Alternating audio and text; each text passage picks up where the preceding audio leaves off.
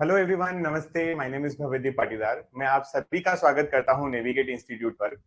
और आज हम पढ़ने वाले हैं हमारे मध्य प्रदेश के फॉरेस्ट के बारे में, जिसका हम लोग अभ्यास सेशन नंबर 11 लेकर आए हैं। आज का आपका जो टॉपिक है वो है फॉरेस्ट इन मध्य प्रदेश। ठीक है।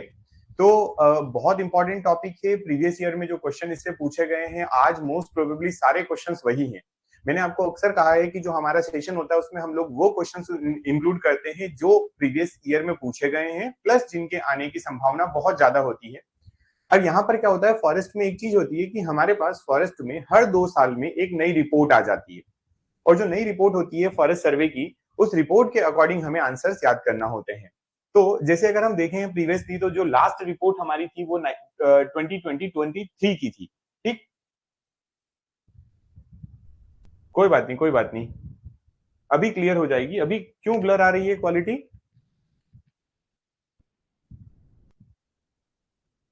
देखिए, ये भी ब्लर है क्या?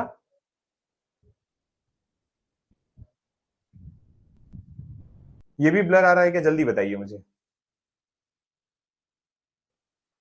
आ रहा है और क्लियर हो गया। ठीक है।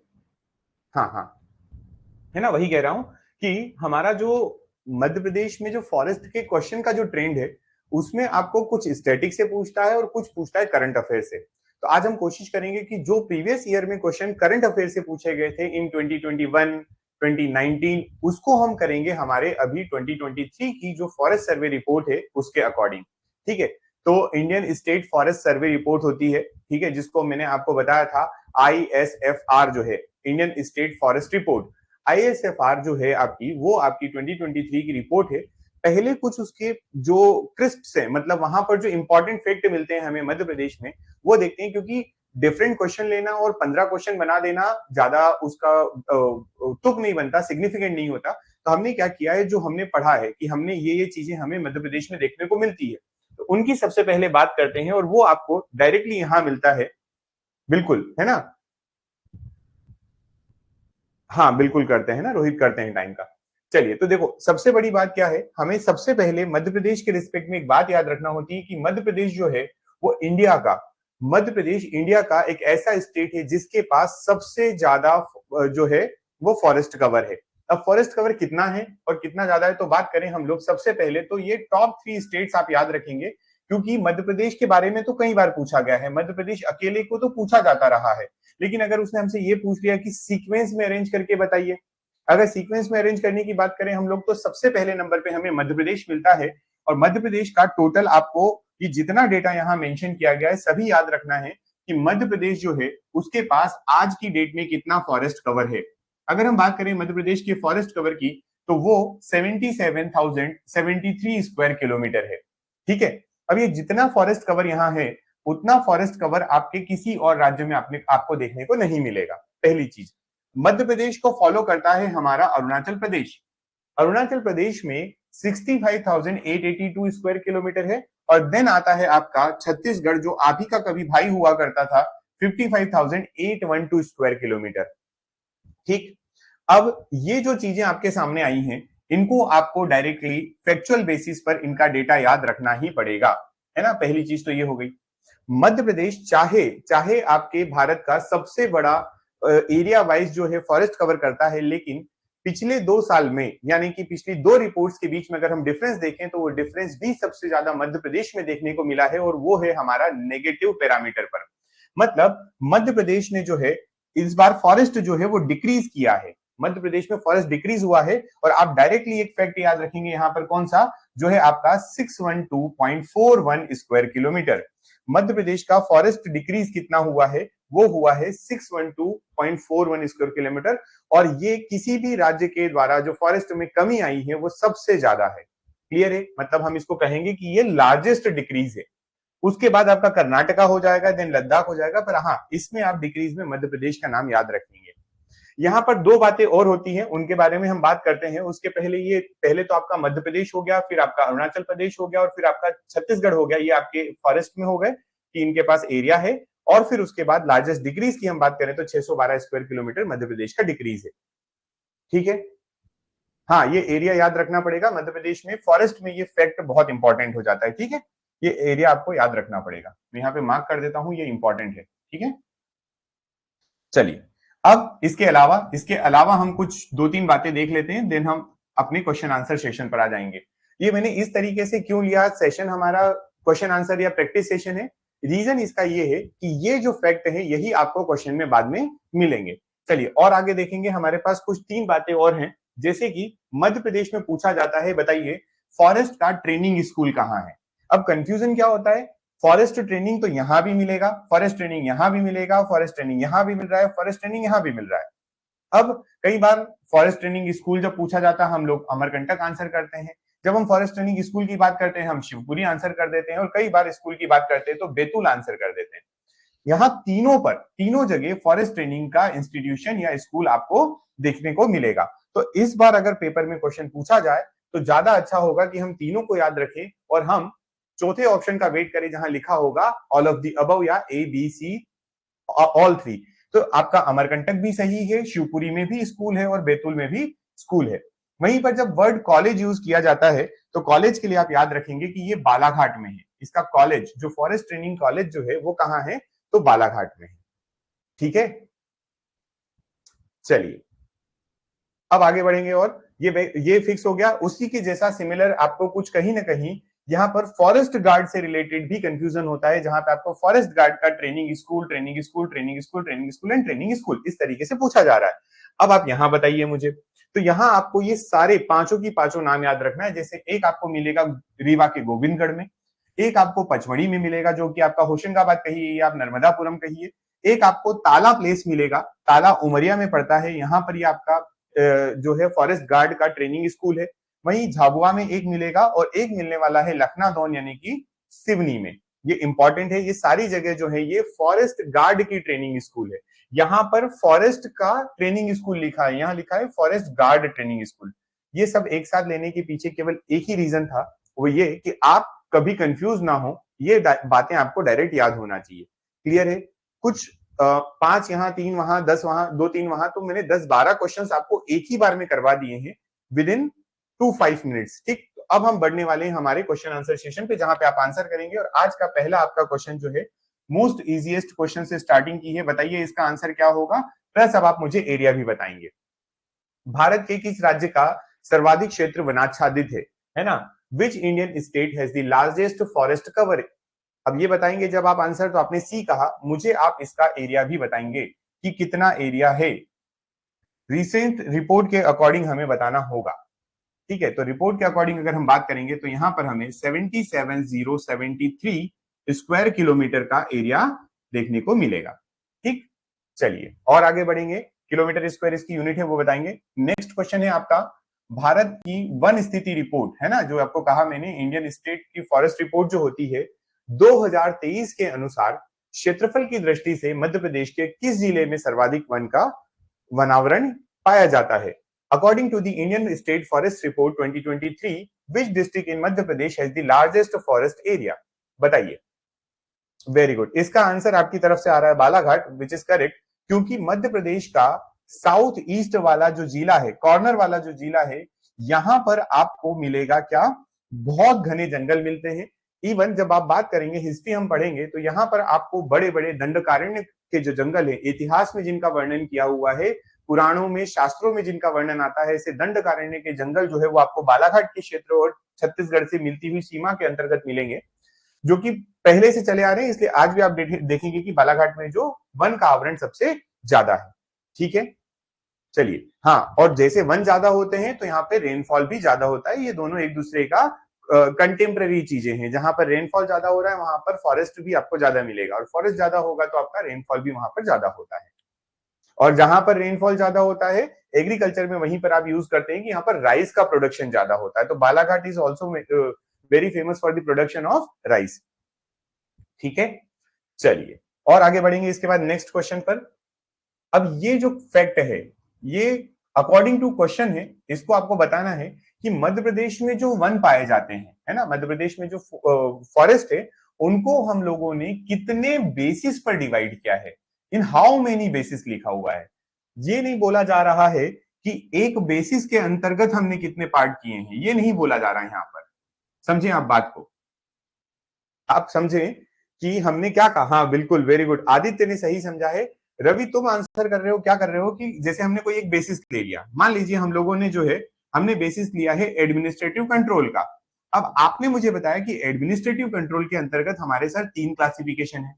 फिर आपने ले लिया कि हमारा स्टेट की जो गवर्नमेंट है उनका, तो वहां पर भी आपने बोला सर 3 क्लासिफिकेशन। ये 3 वाली बातें यहाँ नहीं पूछी जा रही है। वो ये बोलना चाह रहा है कि ऐसे कितने बेसिस हैं जिस पर आप लोगों ने मध्य प्रदेश के फॉरेस्ट को डिवाइड किया है। अब जब आप ऑप्शन देखेंगे तो आप पाएंगे कि आपने टोटल अपने नोट्स में 5 तरीके से क्लासिफिकेशन किया है। कितने तरीके से? 5 तरीके से। अब वो 5 तरीके आपको यहाँ तो दिखाई दे नहीं रहे। ऑप्शन देखें आपको 6, 3, 4, 8 इस तरीके से दिखाई दे रहे हैं। तो आप कोशिश करिएगा कि ऐसे क्वेश्चंस में एक क्लासिफिकेशन कम करके आंसर करें। क्यों कम करके आंसर करें? यहाँ तो 6 भी था सर, 6 बता सकते। तो अगर 6 क्लासिफिकेशन होते तो मैं आपको नोट्स में वो चीज पढ़ा चुका होता, या मैं आपको वो बात बता चुका होता है कि छठा क्लासिफिकेशन क्या हो सकता है। जब आपको मैंने 5 बताए तो आपको ये ध्यान रखना होगा, आपको अपने नोट्स में बिलीव करना कि हमने जो पढ़ा है वो कहीं ना कहीं प्लस होकर ही पढ़ा है। तो इस क्वेश्चन का जो करेक्ट आंसर है, जो आयोग ने माना है ना, वो माना है 4। ठीक है, क्योंकि उन्होंने ये पेपर में, मैंने क्या कहा आपको कि ये क्वेश्चंस जो है ये प्रीवियस ईयर में किसी न किसी एग्जाम में मध्य प्रदेश को पूछे गए हैं। अब जब ये 4 क्लासिफिकेशन की आप बात करते हैं तो आपको बताना होगा कि वो 4 क्लासिफिकेशन कौन से हैं। ठीक, तो यहां अगर आपको दिखाई नहीं दे तो मैंने ये चारों क्लासिफिकेशन सिंगल पेज पे ले लिए हैं। जैसे हम लोग क्लाइमेट के बेसिस पे डिवाइड करते हैं, क्लाइमेट के बेसिस पे डिवाइड करते समय आपने क्या कहा? उष्ण कटिबंधीय पर्णपाती वन। तो आपने कहा सर ट्रॉपिकल डेसिडियस फॉरेस्ट हो गए। ट्रॉपिकल मतलब उष्ण कटिबंधीय, डेसिडियस मतलब जो पर्णपाती, जो पत्ते गिराते हैं। फिर आपने कहा उष्ण कटिबंधीय आर्द्र पर्णपाती, इसको आपने कहा कि ये आपका ट्रॉपिकल सेमी डेसिडियस हो जाएगा। ठीक है, फिर आपने कहा उष्ण कटिबंधीय शुष्क पर्णपाती, तो आप इसे कहेंगे ट्रॉपिकल ड्राई डेसिडियस फॉरेस्ट। तो ये आपके 3 टाइप तो हैं जरूर, लेकिन ये किस बेसिस के अंतर्गत आए हैं? तो वो आए हैं क्लाइमेट के बेसिस पर। ठीक है, ये आपने पढ़ा, एक चीज हो गई। फिर हम आते हैं कि स्पीशीज के बेसिस पर भी बताइए सर, मध्य प्रदेश में स्पीशीज के बेसिस पर तो आप बहुत भली भांति तरीके से परिचित हैं। हमने बोला कि हमारे यहाँ जो है वो साल के फॉरेस्ट हैं, हमारे यहाँ टीक के फॉरेस्ट हैं, हमारे यहाँ मिश्रित यानी कि मिक्स्ड फॉरेस्ट है। अगेन क्लासिफिकेशन में आपको कितने पार्ट दिखाई दिए? 3, लेकिन बेसिस क्या था? स्पीशीज।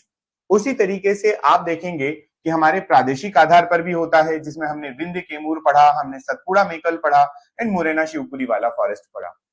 फिर बात करें हम लोग एडमिनिस्ट्रेटिव वाली जो आप कर रहे हैं, ये प्रशासनिक हो गया। अगेन इसमें भी कितने होंगे? इसमें भी 3 टाइप होते हैं, जिसमें आप बोलते हो प्रोटेक्टेड फॉरेस्ट, आप बोलते हो कंजर्व फॉरेस्ट और आप बोलते हो अनक्लासिफाइड। ये बहुत इंपॉर्टेंट है, सबसे ज्यादा इंपॉर्टेंट। अगर आप मुझसे पूछें कि सर इन 5 या 4 क्लासिफिकेशन जो यहाँ दिए हैं, हमने 5 पढ़े, उनमें सबसे ज्यादा इंपॉर्टेंट क्या है? इसमें सबसे ज्यादा इंपॉर्टेंट है प्रशासनिक वाला, है ना। यही पेपर में रह रह के 2-3 बार अलग अलग तरीके से इसके क्वेश्चन पूछ लिए गए हैं। ठीक, बिल्कुल अभी आने वाला है। हाँ बिल्कुल, फॉरेस्ट डिपार्टमेंट जो क्लासिफाई करता है वो यहाँ पर काउंट नहीं किया गया है। चलिए तो आगे बढ़ेंगे नेक्स्ट क्वेश्चन पर। अगला क्वेश्चन आपका क्या है?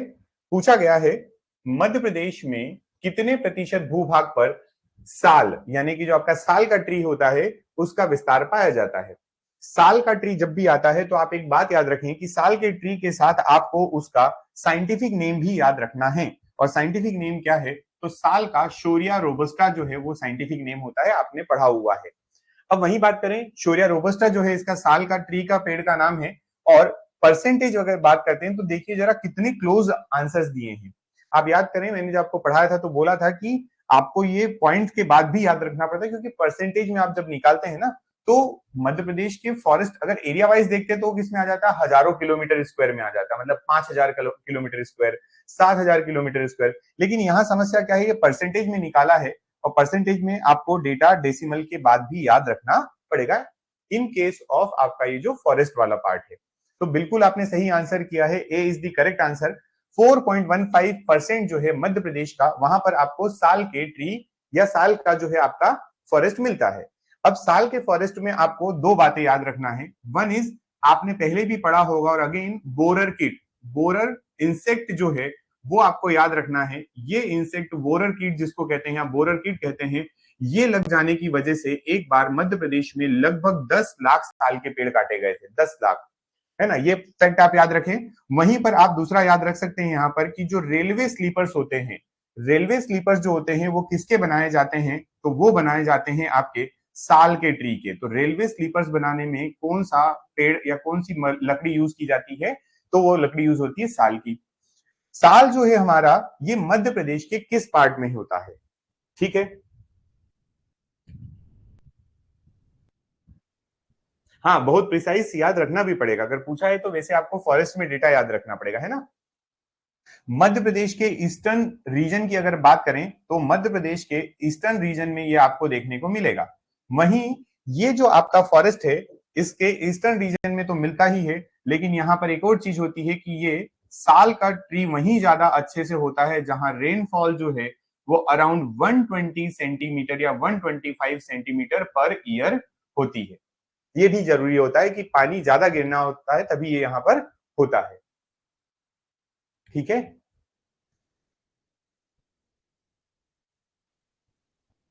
ये आप लोग जैसे हम लोग बोलते हैं ना कि जो टर्माइट होती है, दीमक वगैरह जो होते हैं, वैसा ही एक कीट होता है जो इस पेड़ को खराब करता है। तो कई बार क्या होता है, आप लोगों ने सुना होगा कि किसी एक, जैसे हम लोग क्रॉप वगैरह की भी बात करते हैं, कहीं हम गार्डनिंग की बात करते हैं, तो वायरस का एक वायरस अगर किसी एक प्लांट पर आ जाता है तो वो पास वाले को भी अफेक्ट करता है। वैसे ही साल में वोरर कीट आया था। इस वोरर कीट ने पेड़ खड़े खड़े पेड़ सूखने लग गए थे, तो फिर सरकार को एक से ज्यादा दूसरा पेड़, फिर दूसरे से तीसरा, इस तरीके से फैलता गया।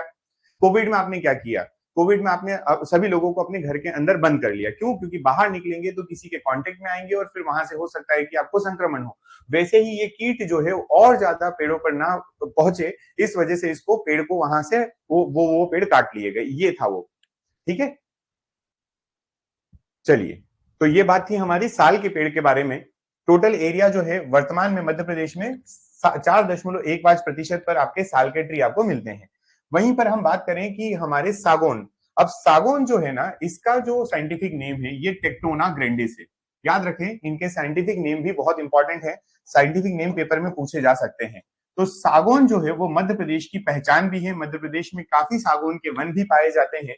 तो इसका कितना प्रतिशत एरिया है, या मध्य प्रदेश के कितने प्रतिशत एरिया पर सागौन के वृक्ष मिलते हैं? आपने आंसर किया है डी आंसर 19.36। आपको याद होगा तो मैंने याद करने के लिए आपको समझाया था कि आप 19.36 को 19 दूना 38 याद रखेंगे तो आपको इजीली याद हो जाएगा। आप देखिए कहीं पर भी इतना क्लोज आंसर आपको नहीं मिल रहा है। तो क्या मैं ये बोल सकता हूं कि इसका जो करेक्ट आंसर हो गया वो आपका क्या हो जाएगा? डी आंसर हो जाएगा 19.36% पे। अब ये जो सागौन है इसकी कुछ बातें और करते हैं। लाइक सागौन जो है आपका, वो किस पर्पज से यूज किया जाता है, सबसे ज्यादा कहां यूज होता है ये? तो ये जो है वो आपकी फर्नीचर इंडस्ट्री, एक ही वर्ड याद रखें, फर्नीचर इंडस्ट्री जो है, या जो आपका बिल्डिंग मटेरियल में जो फर्नीचर यूज होता है वहां पर इसका सबसे ज्यादा यूज होता है। दूसरा, मध्य प्रदेश में आपको ये बताना पड़ेगा कि ये सागौन जो है ये सबसे ज्यादा किस क्षेत्र में पाया जाता है, या इसके लिए कौन सा फॉरेस्ट मध्य प्रदेश का बहुत फेमस है, जो काफी पुराना फॉरेस्ट है। तो वो आता है हमारे होशंगाबाद के पास का बोरी घाटी। आप लोगों ने नाम सुना होगा, बोरी घाटी वैली जो है आपकी, या ये वैली लिख देंगे बोरी वैली, ठीक है, लेकिन ये बोरी वैली वो वाला नहीं जो आप सोच रहे हैं। ये बोरी घाटी क्षेत्र जो है, यहां पर आपको काफी सारे सागौन के वृक्ष मिलेंगे। तीसरा, नर्मदा किनारे अगर आप देखें, नर्मदा सोन का जो आपका पूरा प्लेट्यू है, नर्मदा सोन की जो वैली है, उसके आसपास आपको ये नर्मदा के आसपास सागौन बहुत ज्यादा मिलते हैं। तो मैं यहां लिख देता हूं नियर नर्मदा वैली, ठीक है, उसी के आसपास से आपको ज्यादा मिलते हैं। चलिए, इसके बाद नेक्स्ट आगे बढ़ेंगे, नेक्स्ट क्वेश्चन का आंसर करें। अब आपसे पूछा जा रहा है कि कितने प्रतिशत भाग पर संरक्षित, ये आपके मुझे जहां तक याद आ रहा है ये असिस्टेंट इंजीनियर की एग्जामिनेशन में 2 बार इस टाइप का क्वेश्चन पूछा गया है।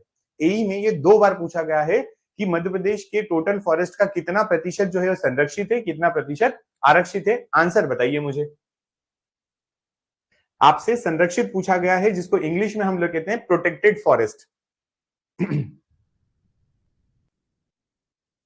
बिल्कुल, प्रोटेक्टेड फॉरेस्ट जो है मध्य प्रदेश में वो 33% है। आप याद करें, आपको जब बताया गया था तो ऐसे डेसिमल में नहीं बताया गया था, आपको परसेंटेज में डायरेक्ट बताया था, तो वो ऐसे ही आप याद रखें। पर इन्होंने स्पेसिफिक करके दिया है तो ए ऑप्शन करेक्ट होगा, ना कि बी। प्रोटेक्टेड की जब बात की जाती है, प्रोटेक्टेड फॉरेस्ट जब बोलते हैं हम लोग, तो हम कहते हैं कि ये मध्य प्रदेश के 33% एरिया पर जो है वो विस्तृत है। वहीं पर जब हम लोग कंजर्व फॉरेस्ट की बात करते हैं। किसकी बात करते हैं? कंजर्व, जिसको हम कहते हैं रिजर्व भी। ठीक है, ये रिजर्व मतलब आरक्षित। रिजर्व फॉरेस्ट जो है वो कितने परसेंट पे है? तो 65% एरिया पर है। और लास्ट आपका बचता है जो अनक्लासिफाइड कहलाता है। क्या कहलाता है? अनक्लासिफाइड, जो उपरोक्त दोनों क्लासिफिकेशन में मेंशन नहीं किया गया है, और वो अराउंड आता है 1.8 समथिंग कुछ है, पर उसको आप 2% याद रख सकते हैं। तो इसका आंसर आपका ए करेक्ट हो जाएगा। संरक्षित वाली बात क्लियर है? तो हम आगे बढ़ते हैं अब अगले क्वेश्चन पर कि आपसे पूछा जाए मध्य प्रदेश की जो आपकी फॉरेस्ट पॉलिसी है, क्या है मध्य प्रदेश की फॉरेस्ट पॉलिसी? बहुत इंपॉर्टेंट है। पुरानी भी पूछ लेता है कि मध्य प्रदेश में पहली वन नीति कब आई, और दूसरा ये भी पूछ लेता है कि मध्य प्रदेश की वर्तमान वन नीति कब की है। आप मुझे दोनों आंसर करेंगे। पहले मैं क्वेश्चन पूछ रहा हूं कि मध्य प्रदेश की फर्स्ट, जो सर्वप्रथम वाली है, फर्स्ट फॉरेस्ट पॉलिसी जो है वो कब की है? वेरी गुड, 1952 करेक्ट आंसर है। चलिए अब वर्तमान भी बता दीजिए। मैंने आपको याद रखने का तरीका भी बताया था इसको, कि आप कैसे याद रख सकते हैं आसानी से। पहली 1952 की है, दूसरी 2005। कैसे याद रखेंगे? 52 जो लिखा हुआ है इसमें आप 53 ऐड कर दें तो आपके पास जो आएगा, 1952 में 53 ऐड करेंगे तो आपके पास 2005 आ जाएगा। और ये जो है ये है आपकी current forest policy of Madhya Pradesh. Current forest policy of Madhya Pradesh. अच्छा, इसमें एक चीज और है कि जब हम पॉलिसीज की बात करते हैं तो सेंट्रल पॉलिसीज भी आती हैं और स्टेट की पॉलिसी भी होती है।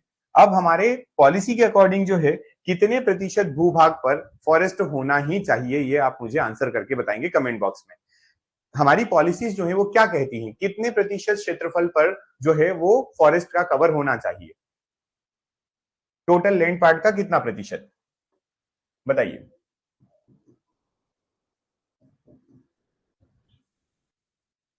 1/3, वेरी गुड। 33.33% या 33% भी अगर हम कहें तो उतने प्रतिशत क्षेत्रफल पर आपका फॉरेस्ट होना चाहिए, ये जरूरी है। पॉलिसी में कहा है to counter the carbon emission done by the industries and the vehicle on road. ठीक है, चलो अब ये बताइए, एक अलग सी चीज है, यहाँ पे लिखा है स्माइल ऑफ फॉरेस्ट। एक आपको यहाँ पे पूछा गया है, एक बुक या एक डॉक्यूमेंट्री है जिसका नाम दिया गया है। नाम क्या है डॉक्यूमेंट्री का? तो वो फिल्म है स्माइल ऑफ फॉरेस्ट। इसको किसने बनाया है? ठीक है, तो ये आपके लिए शायद नया होगा। नाम बड़े बड़े आपको नाम दिखेंगे, लीला भंसाली, शशिधर वेम्पाला, राजीव वर्मा, शरद सक्सेना। मैं इसका डायरेक्ट आंसर आपको बता देता हूं। शशिधर वेम्पाला जो है उन्होंने एक फॉरेस्ट पर एक डॉक्यूमेंट्री बनाई, डॉक्यूमेंट्री मूवी है ये, जिसका नाम है स्माइल ऑफ फॉरेस्ट। याद रखेंगे, डायरेक्टली रिमेंबर रखें, इसको रिमेंबर करें, मतलब इसमें आपको इफ एंड बट नहीं करना है। ठीक है, चलिए नेक्स्ट क्वेश्चन पर आते हैं। क्या बोल रहा है अगला क्वेश्चन हमारा? मध्य प्रदेश के किस क्षेत्र में बांस के वनों की बात की जा रही है? अब भाई साहब आप जब बात करेंगे ना तो बेम्बू जो है, अगेन ये भी बहुत इंपॉर्टेंट है। रीजन क्या है इसका बेम्बू का? कि मध्य प्रदेश में भारत का दूसरा सबसे अच्छा प्रकार का बांस हमें मिलता है, और बांस के क्षेत्रफल में भी मध्य प्रदेश काफी अग्रणी है। मध्य प्रदेश के क्षेत्रफल में आपको बिल्कुल सही बात बताइए आपने, क्योंकि बांस से हमने बालाघाट याद किया था, और बालाघाट का जब हम लोकेशन देखते हैं तो हमें दक्षिण पूर्वी लोकेशन दिखाई देती है। इसका करेक्ट आंसर क्या हो जाएगा? तो इसका करेक्ट आंसर होगा दक्षिण पूर्वी, साउथ ईस्टर्न, जहां बालाघाट है। तो मैं इसलिए डायरेक्टली यहाँ पर एक बालाघाट का भी नाम लिख देता हूं, क्योंकि यहाँ पर बहुत सारे बांस मिलते हैं। बांस का यूज क्या होता है? बेम्बू जो है, बांस जो है वो किस इंडस्ट्री में काम आता है? तो याद रखना, बेम्बू जो है वो हमारी पेपर इंडस्ट्री में काम आता है। ठीक है, कौन सी इंडस्ट्री जुड़ी हुई है इससे? Paper industry. ठीक, क्या लिखा है आप लोगों ने? कंस्ट्रक्शन 1973 नहीं, बेम्बू के लिए मैंने आपको जहां तक 1964, एक बार चेक करिएगा, फर्स्ट नेशनलाइजेशन। अच्छा सॉरी, हाँ इसका 1973 हो सकता है ना, बेम्बू का नेशनलाइजेशन। ठीक है, चलिए आगे बढ़ेंगे नेक्स्ट क्वेश्चन पर। बताइए, आपसे क्वेश्चन पूछा जा रहा है, ये इंडस्ट्री से भी रिलेट करता है, फॉरेस्ट से भी रिलेट करता है। क्यों इंडस्ट्री से है? क्योंकि यहाँ पर कारखाने की बात चल रही है। सर क्यों फॉरेस्ट से? क्योंकि यहाँ पर लाख की बात चल रही है, और लाख जो है वो फॉरेस्ट प्रोडक्ट है। इसको आप बोलेंगे ये वन उत्पाद है या वनोपज है। ठीक है, ये याद रखना है किसमें आता है? वनोपज में आता है। जो लाख होता है, ठीक है, लाख होता है, ये आपका फॉरेस्ट प्रोडक्ट है। फॉरेस्ट प्रोडक्ट भी बोल सकते हैं, फॉरेस्ट प्रोड्यूस भी बोल सकते हैं। ठीक है, दोनों बातें हैं। चलो बताइए जरा। सिवनी, उमरिया, शहडोल, सतना। बिल्कुल सही बात है, उमरिया जिले में लाख का कारखाना है। ठीक है, आप देखेंगे कि लाख जो है इसका क्या यूज होता है, लाख जो है ये क्या काम आता है। तो लाख से जो है वो बैंगल्स बनाए जाते हैं। लाख से क्या बनाई जाती हैं, चूड़ियां बनाई जाती है। और ये जो है ये बहुत फेमस हुए राजस्थान के लिए। ठीक है, आप देखेंगे कि राजस्थान में जो पहनावा है उसमें जो हाथ में बड़ी बड़ी और वाइट डिफरेंट कलर की जिसके अंदर डायमंड्स, आर्टिफिशियल डायमंड जड़े हुए होते हैं, वो बनाई जाती है। वो किसके ऊपर बनाई जाती है, तो वो लाख के ऊपर बनाई जाती है। ठीक है, और इसी का यूज होता है इन कॉस्मेटिक इंडस्ट्रीज। ठीक है, चलिए, कॉस्मेटिक इंडस्ट्री। ठीक, आगे बढ़ेंगे नेक्स्ट क्वेश्चन पर। फिर से आपसे एक क्वेश्चन पूछा जा रहा है जो कि बिल्कुल अलग टाइप का क्वेश्चन है। बोला जा रहा है आपको कि Madhya Pradesh minor forest produce federation, Madhya Pradesh लघु वन उत्पाद संघ, हिंदी में ऐसा बोलेंगे, इंग्लिश में इसको ऐसा बोलेंगे, द्वारा विपणन किए जाने वाले उत्पादों के ब्रांड का नाम क्या है। जब आपसे पूछा जा रहा है कि ये Madhya Pradesh minor forest product federation जो है ये जो मार्केटिंग करती है, जिस नाम से मार्केटिंग करती है वो किस नाम से करती है, तो मध्य प्रदेश के फॉरेस्ट के जो जितने भी प्रोडक्ट बनते हैं जिनका कमर्शियल मार्केटिंग की जाती है वो कहां से, किस नाम से, तो बिल्कुल सही आंसर है विंध्य हर्बल के नाम से। आपको ये याद रखना पड़ेगा। ठीक है, हमारे यहाँ के जो प्रोडक्ट हैं फॉरेस्ट प्रोडक्ट वो किस ब्रांड के अंतर्गत आते हैं मार्केटिंग, तो उसकी विंध्य हर्बल्स के नाम से चलती है ये। ठीक है, चलिए, हाँ बिल्कुल, ऐसे कुछ क्वेश्चंस आपको मिलेंगे, बिल्कुल मिलेंगे, उनको आपको डायरेक्टली याद रखना पड़ेगा। नेक्स्ट हम आगे बढ़ते हैं। अब आपसे जब लाख का पूछ लिया है तो अगला आपका मध्य प्रदेश में जो फॉरेस्ट प्रोडक्ट है आपके, जो वनोपज है, वन उत्पाद है, वो है आपकी खेर। खेर का ट्री जो होता है, इस खेर से क्या बनता है ये आपको क्वेश्चन में दिया। जैसे अभी मैंने लाख से बताया कि उससे बेंगल्स बनते हैं, लेकिन मुझे यहां बताने की जरूरत नहीं है क्योंकि ये क्वेश्चन ही आपसे बोल रहा है कि लाख बनता है किससे, आपका आपके जो है वो लाख बनाया जाता है, उमरिया में उसकी फैक्ट्री बेंगल्स बनाया जाते हैं। कत्था जो बनता है वो किससे बनता है, तो खेर के ट्री से बनता है। कत्था जो बनता है वो खेर के ट्री से बनता है। अब इसके लिए आपको बताना कि फैक्ट्री कहाँ है। चलिए बताइए मुझे इसका आंसर क्या है। बिल्कुल, शायद रोहित जो है वो नॉर्थ मध्य प्रदेश से बिलोंग करते हैं, इसलिए बहुत जल्दी आंसर किया है। बाकी क्वेश्चन में आंसर नहीं कर रहे हो रोहित, सिलेबस पढ़ के नहीं आते हो क्या, क्या बात है? बताइए। हाँ बिल्कुल, लेदर टेनिंग, चमड़े शोधन में भी, चमड़े के शोधन में भी इसका यूज होता है। आप लोगों को टॉपिक बाय टॉपिक, मैंने फिर कहा है कि अगर मैं किसी दिन आपको सिलेबस अपडेट नहीं कर पाता हूं, टॉपिक अपडेट नहीं कर पाता हूं, तो बाय डिफॉल्ट जो अगला टॉपिक है उसको आप पढ़ लो। ठीक है, मुश्किल से 2-3 सेशन होने वाले हैं, उसके बाद में ये पूरा आपका आज खत्म कर दूंगा ये। मतलब आज से मेरा मतलब 2-3 सेशन में आपका ये अभ्यास सेशन जो है वो कंप्लीट हो जाएंगे ऑलमोस्ट ज्योग्राफी के। फिर मैं ज्योग्राफी के टॉपिक पढ़ूंगा, ज्योग्राफी के टॉपिक नए वाले पढ़ाऊंगा और उसके बाद उसका अभ्यास सेशन करूंगा। ठीक है, अच्छा ठीक है, कोई बात नहीं, चलो करेंगे यार। थोड़ा सा क्या है, ऑफलाइन में वर्कलोड बढ़ गया है और वो थोड़ा मिसमैच हो रहा है अभी, क्योंकि ऑनलाइन में भी क्लासेस जा रही है, ऑफलाइन में भी सेम जा रही है, तो ठीक है। चलिए चलिए आगे बढ़ेंगे। नेक्स्ट इसका करेक्ट आंसर क्या हो जाएगा, तो ज्यादातर ना पता है इसका क्वेश्चन में बानमोर पूछा जाता है। बानमोर कहाँ है ये अगर आपसे पूछ लिया जाए तो आप याद रखना है मुरैना जिले में। ठीक है, मुरैना जिले का इंडस्ट्रियल एरिया है। जैसे आप बोलेंगे कि सर पीथमपुर है वो धार डिस्ट्रिक्ट में पड़ता है, वैसे ही जब आप बात करते हैं कि हमारा जो मंडीदीप है वो रायसेन जिले में पड़ता है, उसी तरीके से बामोर की या बानमोर की बात की जाए तो ये मुरैना जिले का इंडस्ट्रियल एरिया है। ठीक है, और शिवपुरी नाम इन्होंने दिया ही है, कोई समस्या नहीं। चलिए नेक्स्ट क्वेश्चन पर आते हैं। अगला क्वेश्चन जो है आपसे बोला जा रहा है कि मध्य प्रदेश में आईसीएआरडीए, है ना, आईसीएआरडीए द्वारा ग्लोबल पल्सेस रिसर्च प्लेटफॉर्म। अब ये आपको देखो, ये ग्लोबल पल्सेस हिंदी में और इंग्लिश में सेम लिखा हुआ है, लेकिन आप इसको वैश्विक दाल अनुसंधान केंद्र भी बोल सकते हैं या प्लेटफॉर्म भी बोल सकते हैं। तो मैं यहां लिख देता हूं क्योंकि आपके पेपर में नहीं लिखा है क्वेश्चन में, वैश्विक दाल अनुसंधान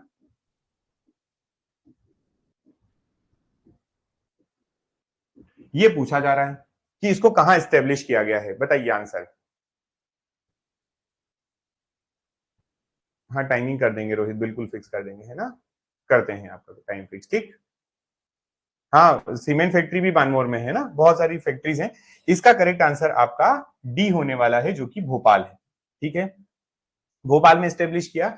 और फॉरेस्ट से रिलेटेड जो ज्यादा चीजें हैं वो आपको लगभग जो आपके हेडक्वार्टर्स वगैरह जो मिलेंगे वो भोपाल में ही मिलेंगे, जैसे IIFM, Indian institute of forest management जो है वो भी कहाँ है, वो भोपाल में। ठीक, नेक्स्ट क्वेश्चन पर आते हैं। बताइए ये आपसे पूछा जा रहा है जो फॉरेस्ट के आपके प्रोडक्ट है उसमें, कि मध्य प्रदेश में इनमें से कौन सा औषधीय पौधा, जो मेडिसिनल प्लांट होते हैं ना, वो कौन से मिलते हैं? बताइए, क्या मध्य प्रदेश में अश्वगंधा होता है?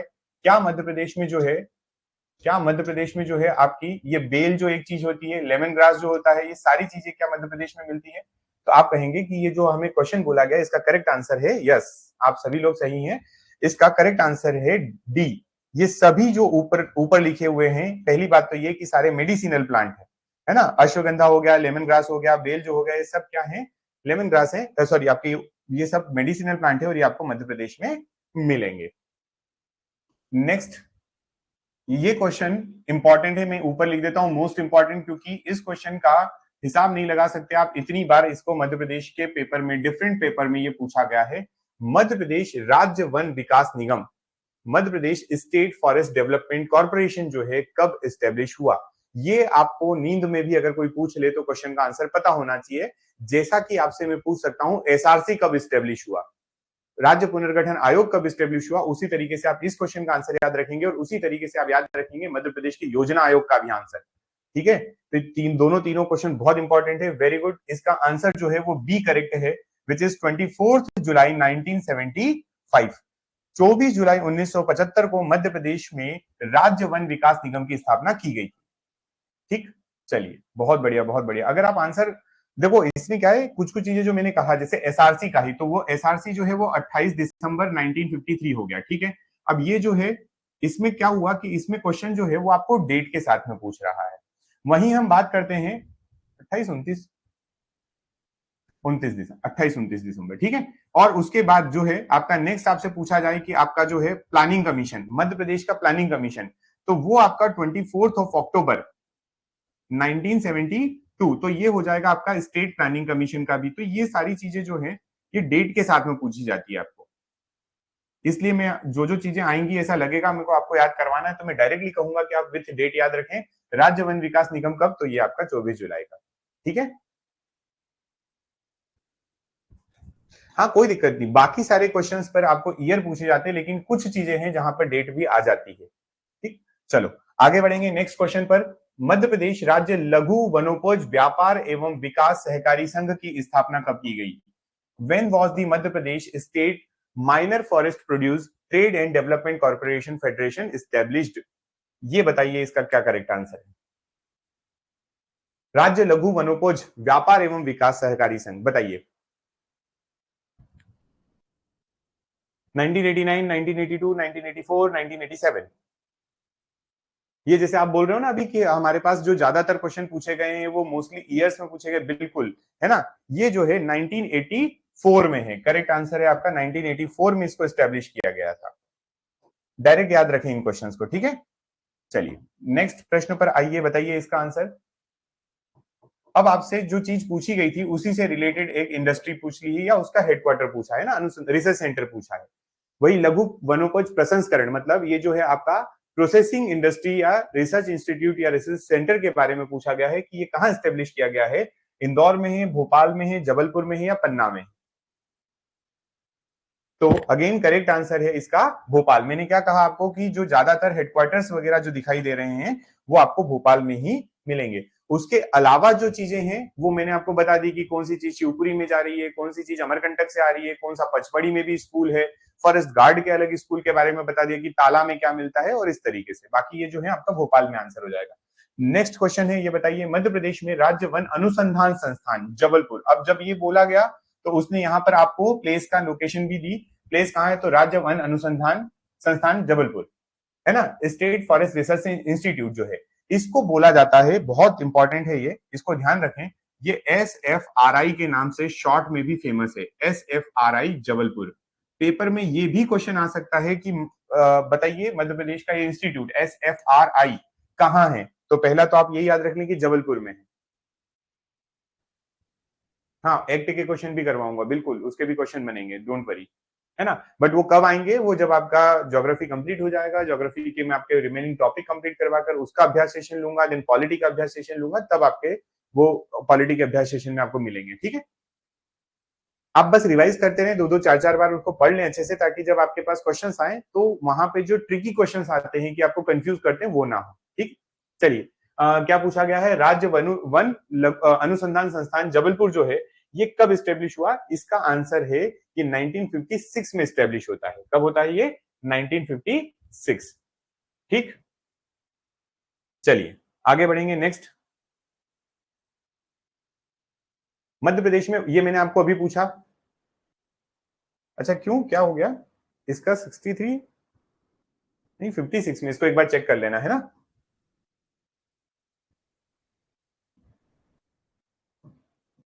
चलो बताइए, मध्य प्रदेश का जो मध्य प्रदेश के किस जगह पर आपको भारतीय वन अनुसंधान वन प्रबंधन संस्थान है, Indian institute of forest management, इसके बारे में भी आप शॉर्ट में ही याद रखें, इसका नाम IIFM है। इसका क्या है? IIFM। लोकेशन वाइज अभी बहुत आसानी से आप बता सकते हैं कहाँ है। अभी मेरी थोड़ी देर पहले आपसे बात हुई थी, भोपाल में ही है। कहाँ है IIFM?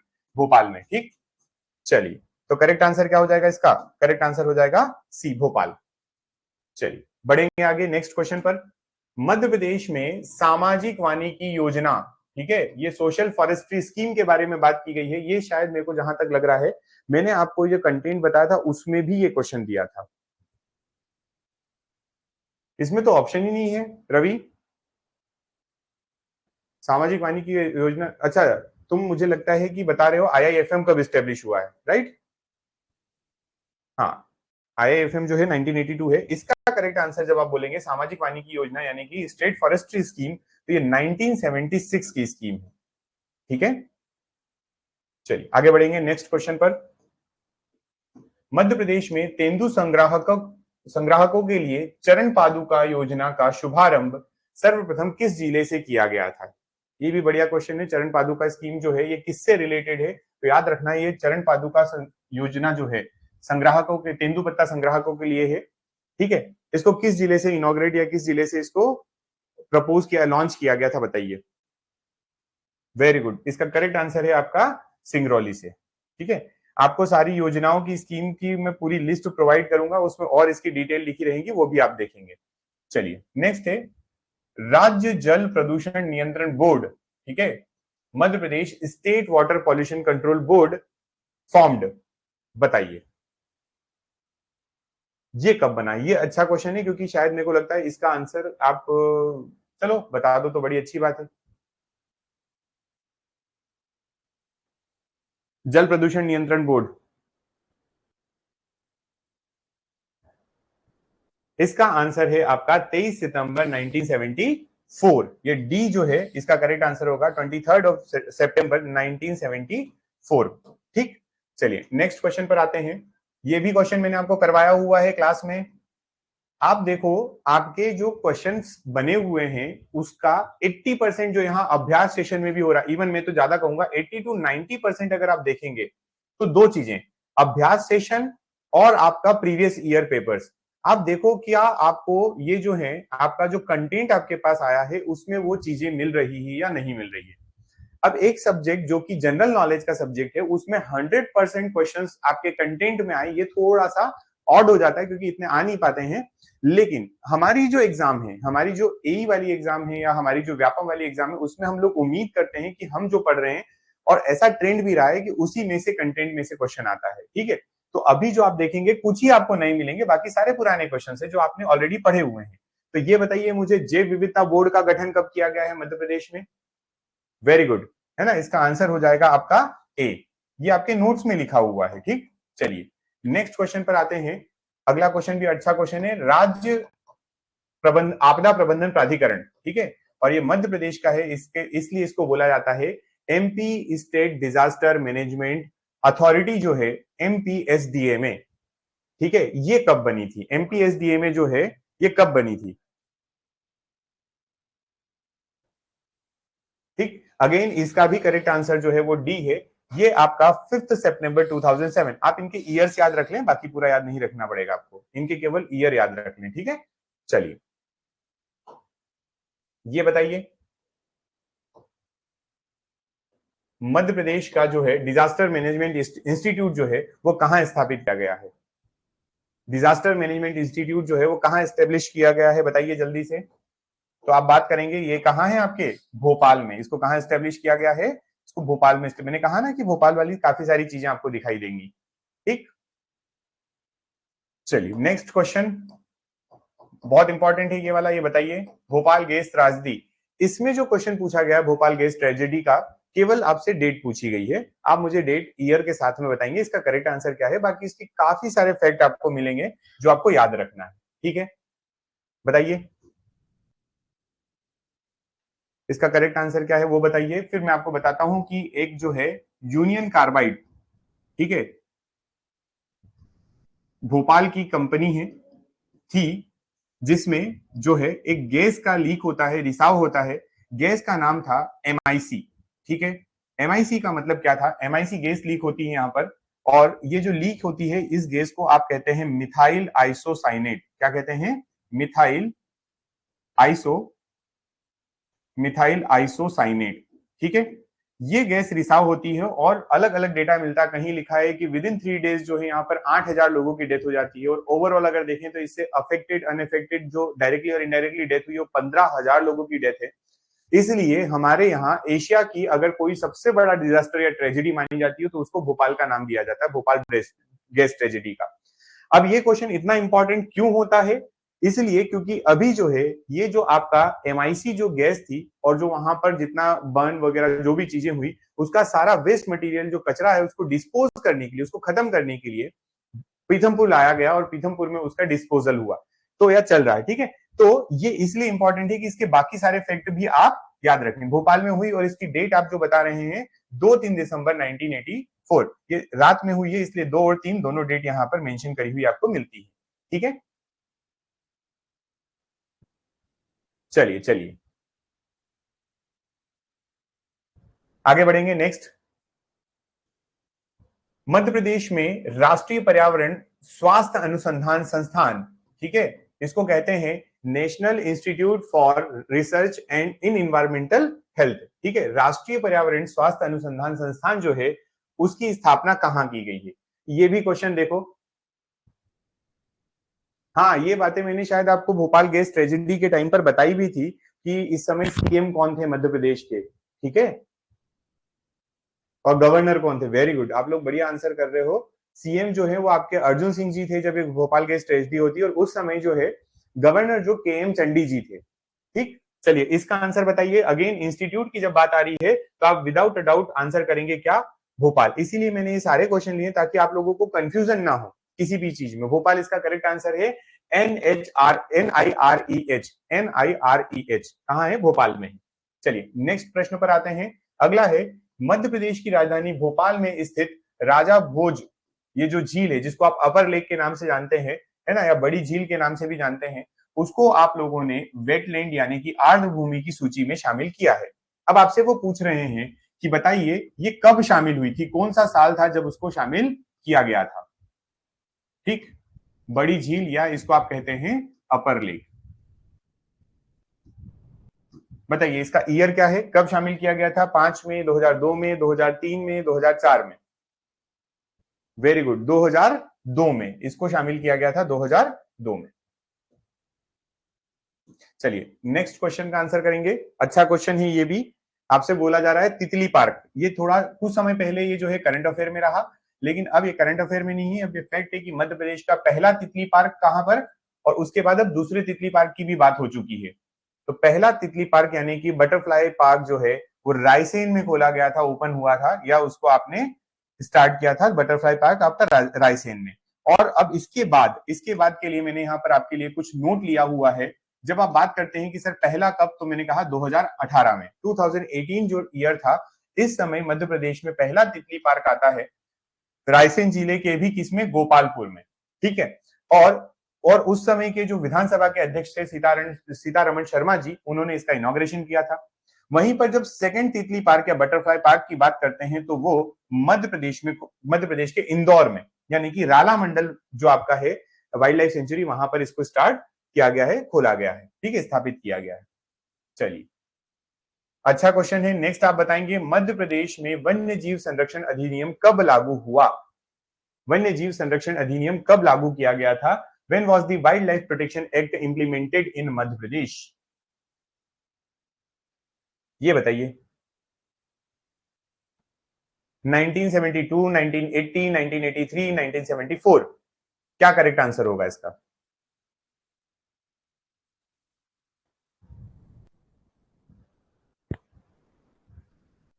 नहीं, इसका आंसर करेक्ट है 1974। कब इंप्लीमेंट किया गया है इंडिया में, कब वो एक्ट आया उसकी बात नहीं है।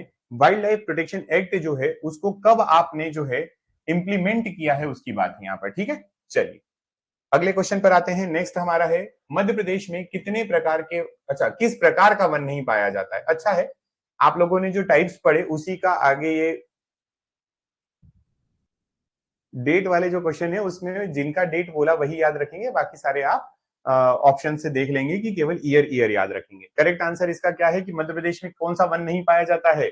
मध्य प्रदेश में एवरग्रीन फॉरेस्ट नहीं पाए जाते हैं। बाकी तो तीन क्लासिफिकेशन में आप कर ही लेते हैं क्लाइमेट के बेसिस पे। क्लासिफिकेशन में एक आपने ड्राई डेसिडियस बोला, एक मॉइस्ट यानी कि आपका ये जो आर्द्र पर्णपाती, और एक आपका हो गया डेसिडियस यानी पर्णपाती। ठीक है, तो इसका सदाबहार वन आंसर हो जाएगा कि मध्य प्रदेश में नहीं मिलते। ठीक, चलिए आगे आंसर करिए नेक्स्ट क्वेश्चन का। मध्य प्रदेश के वनों में बात कर रहा है कि प्रशासन का नियंत्रण किसमें सर्वाधिक होता है ना? विच forest have the highest administrative control? ये बढ़िया क्वेश्चन है जिसका परसेंटेज मैं आपको ऑलरेडी पहले बता चुका हूं।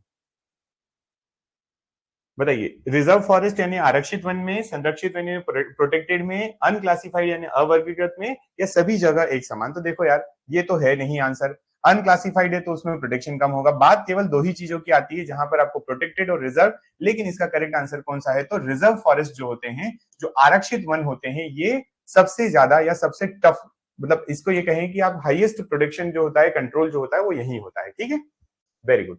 चलिए नेक्स्ट क्वेश्चन का आंसर करेंगे। अच्छा क्वेश्चन है, बेसिक है, लॉजिक के साथ आंसर बताएंगे, ये बता पाएंगे आप आंसर इसका। पूछा गया है जलाऊ लकड़ी किस प्रकार के वन से प्राप्त की जा सकती है? ठीक है, घर के लिए कई बार लोग जो गांव में हैं वो लकड़ी का इस्तेमाल करते हैं, तो वो कौन से ऐसे वन होते हैं जहां से हमें जलाऊ लकड़ी मिल सकती है? आदित्य, यहां हमें आंसर करना है which is more correct. Which is more correct? आपको मैंने कहा कि आरक्षित वन पढ़ाते समय बताया था कि आरक्षित वन वो होते हैं, रिजर्व फॉरेस्ट वो होते हैं जहां पर ह्यूमन इंटरफेरेंस जीरो होता है, totally human activities are prohibited. ठीक, बिल्कुल यहां पर अभी इसके पहले वाले क्वेश्चन में भी यहां पर आपने बोल दिया कि सर जो कंट्रोल है, वो कंट्रोल जो है वो मैक्सिमम होगा। मेरे को समझ में आती है ये बात। चलिए उसके बाद आपने कहा कि जो प्रोटेक्टेड फॉरेस्ट होते हैं, यहां पर लाइसेंसिंग की व्यवस्था होती है ना? यहां पर लाइसेंसिंग की जाती है जहां पर आप लाइसेंस मिलने के बाद कुछ ह्यूमन एक्टिविटी कर सकते हैं। लेकिन अगर हम बात करें अनक्लासिफाइड की, तो अनक्लासिफाइड ऐसे होते हैं जो वहां पर आपका इंटरफेरेंस जो है, आपकी एक्टिविटी जो है वहां पर गवर्नमेंट द्वारा टेकल नहीं की जाती, कंट्रोल नहीं की जाती है, फ्री टू मूव के लिए होते हैं। आप यहाँ पर कोई भी एनिमल ग्रेजिंग वगैरह कर सकते हैं, यहाँ से सूखे पेड़ वगैरह जो है तो वो आप जलाने वाली लकड़ी यहाँ से प्राप्त कर सकते हैं। तो इसका करेक्ट आंसर जो होगा वो सी होगा। ठीक है, चलिए unclassified forest is the correct answer. Next question पर आएंगे। पूछा गया है मध्य प्रदेश में बांस का सरकारी शोरूम, ठीक है, which district of Madhya Pradesh is government bamboo showroom? ठीक है, बेम्बू का शोरूम है, गवर्नमेंट ने ओपन किया है, वो कहां स्थापित किया है ये बताइए। थोड़ा सा तो इसका आंसर मैं ऐसे ही बता सकता था, थोड़ा सा सोच समझ के। ग्वालियर और शहडोल तो मैं वैसे ही कट कर दूंगा, सिवनी भी कट कर दूंगा, इंदौर में है। ठीक है, इसका करेक्ट आंसर आप याद रखेंगे कि वो कहां पर है, इंदौर में। याद रखना एक और question, timber market, Madhya Pradesh में टिम्बर मार्केट अगर पूछा जाता है कहाँ का बहुत फेमस है, तो हो सकता है कि आपके यहाँ भी हो छोटा मोटा, लेकिन इंदौर का जो टिम्बर मार्केट है ये काफी फेमस है। तो आप याद रखें टिम्बर मार्केट, अगर ऐसा इंडस्ट्रीज से रिलेटेड कुछ आता है, फॉरेस्ट से रिलेटेड कुछ आता है, तो आपको इंदौर बताना है। ठीक है, चलिए नेक्स्ट क्वेश्चन है आपका, मध्य प्रदेश में जैव विविधता प्रशिक्षण केंद्र कहाँ स्थापित है या कहाँ स्थापित किया गया है? Biodiversity training centre. अच्छा है, पंचमढ़ी में है या लखनादौन में है, अमरकंटक में है, ताला में है, ये आपको आंसर करना है।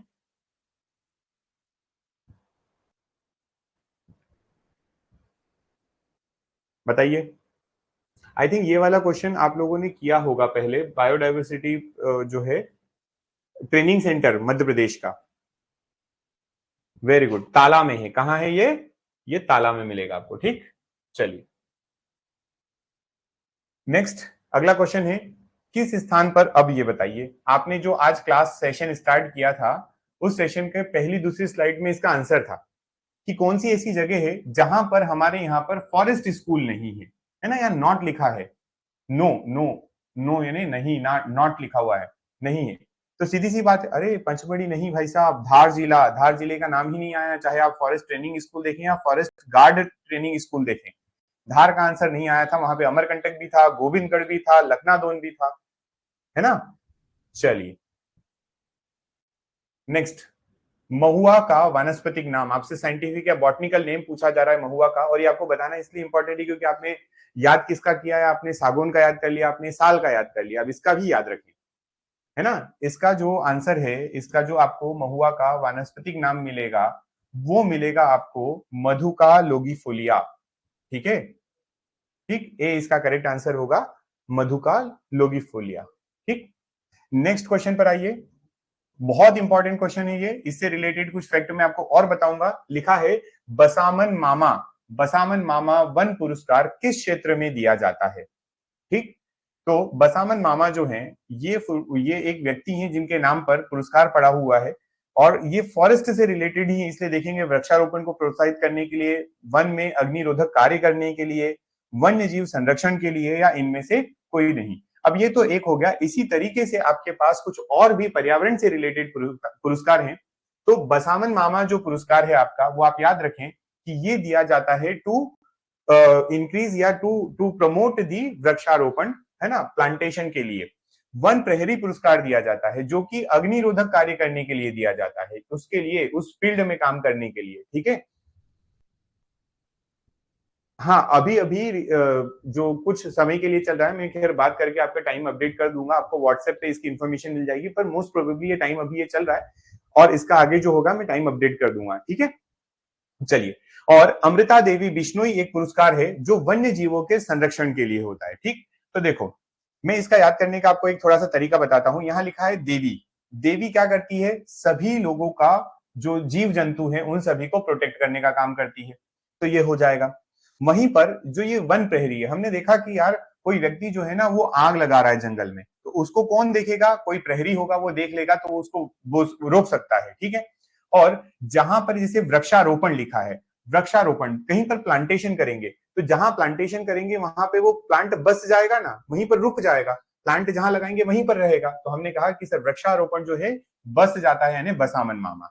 तो आपके लिए इस क्वेश्चन का जो करेक्ट आंसर हो जाएगा वो आपका ए आंसर हो जाएगा, और डिटेल आपके पास यहाँ पे कुछ पुरस्कार की लिखी है, याद रखने का तरीका है, ठीक है।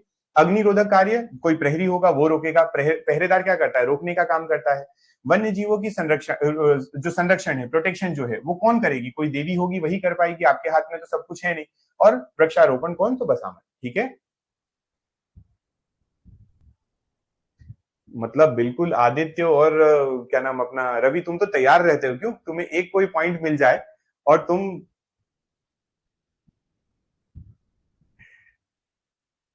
और फिर दोनों एक दूसरे को बोलते हैं ना ट्रिक है याद कर ले। बढ़िया बढ़िया, चलो देखो आगे बढ़िए। नेक्स्ट क्वेश्चन, चरण पादुका योजना, यार ये रिपीट हो गया क्या, लास्ट क्वेश्चन था ये, शायद रिपीट हुआ है। मध्य प्रदेश में चरण पादुका योजना जो है वो कहां से स्टार्ट हुई है, आपने अभी बताया चरण सिंगरौली से, ठीक है। चलिए, तो आज का सेशन जो है हमारा वो यही खत्म होता है, ठीक। इतने ही क्वेश्चन है आपके जो सबसे ज्यादा फ्रिक्वेंटली आपसे पेपर में डिफरेंट एग्जाम्स में पूछी गई है, और नेक्स्ट सेशन आपके अगले टॉपिक का होगा, आपको व्हाट्सएप पे अपडेट कर दिया जाएगा। प्लस आज का जो आपका मेन कंसर्न है टाइमिंग का, तो देखो मॉर्निंग में मैं ना बहुत ज्यादा बिजी हूँ अभी फिलहाल में, तो ठीक है।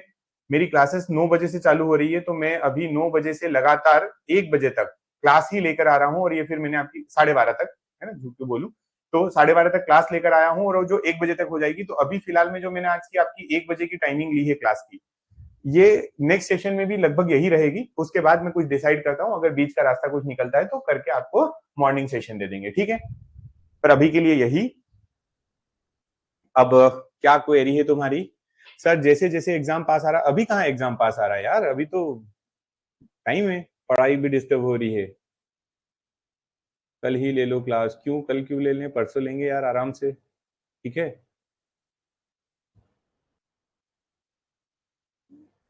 हाँ पढ़ाऊंगा आगे चल के, बिल्कुल रवि पढ़ाऊंगा, है ना। तो हम लोग व्हाट्सएप पे और डिस्कस कर लेंगे। बाकी हमारे इससे रिलेटेड अगर कोई क्वेरी है, अभी मैं टाइम का तो फिक्स नहीं बता रहा हूं, मैं आपको टाइमिंग एक दो सेशन के लिए और रुक जाओ, उसके बाद फिक्स कर दूंगा, ठीक है। चलो ठीक है, थैंक यू सो मच। पढ़ते हैं नेक्स्ट लेक्चर में, आपको मैं नेक्स्ट टॉपिक भी अपडेट करता हूं अब। Thank you, thank you. और किसी को कोई डाउट हो तो व्हाट्सएप ग्रुप क्रिएट किया हुआ है, व्हाट्सएप ग्रुप से कांटेक्ट कर लें। अगर आपको व्हाट्सएप ग्रुप में नहीं हो पा रहा है तो आप सर से बात कर लें, ऑफिस के नंबर पर कॉल कर दें और ग्रुप में जुड़ जाएं, ठीक है। चलो थैंक यू।